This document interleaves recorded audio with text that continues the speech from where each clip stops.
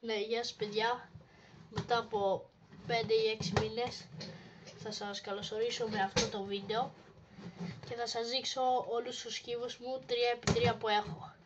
Η αρχή είναι 12 και είναι πάρα πολύ και σε αυτό το βίντεο θα σας τους δείξω. Πρώτος είναι ο mini κύβος Rubik 3x3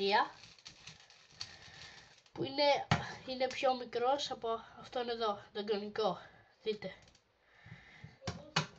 Τα δεύτερος είναι ο καλός μου κύβος που γυρνάει γρήγορα.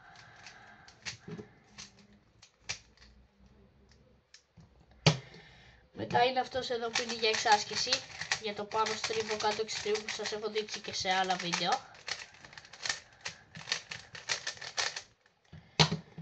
Τα έχω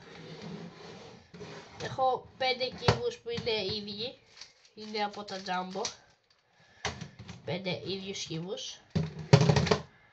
Μετά έχουμε αυτόν που είναι με τέτοιους, είναι με πολλές μπαλίτσες. Αυτό. Μετά ο Lego κύβος που όλοι σας τον έχω δείξει. Είναι τέλειος. Μετά ένας παιδικός που έχει πάνω μίνι, Mickey Mouse και βλακίες. Και ο τελευταίος είναι αυτός, έχει κάτι τετραγωνάκια πάνω, άσπρα, πορτοκαλί και όλα τα χρώματα και κουνιέται ωραία παλά.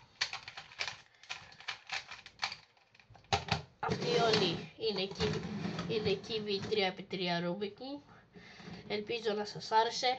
Κάντε like και εγγραφή. Γεια σας.